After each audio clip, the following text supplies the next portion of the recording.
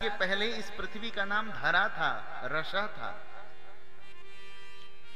रसा क्यों कहते हैं? क्योंकि सभी रस इस पृथ्वी में विद्यमान है। आम का बीज डाला जाता है तो आम का वृक्ष आम के रस को ग्रहण करके और फल के रूप में देता है। इमली का बीज डालते हैं तो इमली का रस प्राप्त होता है।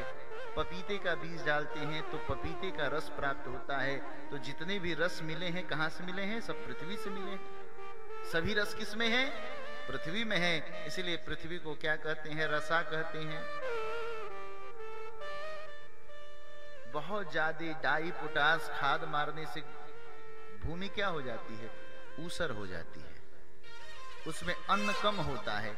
इसीलिए गाय का गोबर डालना चाहिए उर्वरक शक्ति को बढ़ाने के लिए।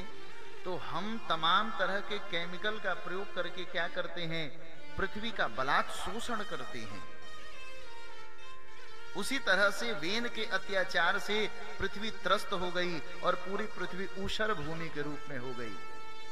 अपने सभी रस को अपने गर्भ में छुपा लिया और अन्न देना पृथ्वी ने बंद कर दिया।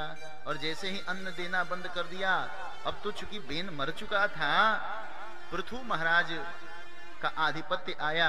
उसने पृथ्वी से कहा, धरा से कहा, हे धरा, तुम क्यों नहीं अन्न दे रही हो?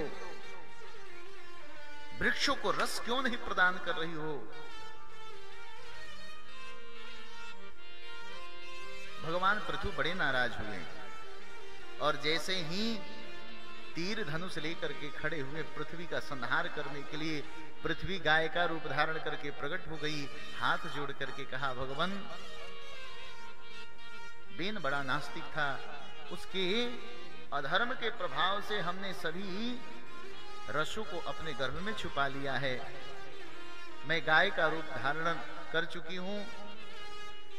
जिसको जिस कामना से दुग्ध का दोहन करना है वो कर ले। संतों ने साधना का दोहन किया, राजाओं ने पराक्रम का दोहन किया, वैश्यों ने धन का दोहन किया। चातुर्य वर्ण के लोग अपने अपने बुद्धि और मति के अनुसार पृथ्वी का दोहन किया। महाराज,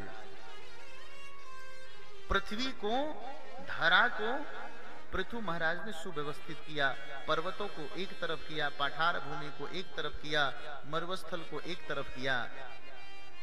पृथु महाराज ने इस पूरे पृथ्वी को व्यवस्थित किया। इस नाते इस धरा का नाम पृथु महाराज के नाम से पृथ्वी पड़ा।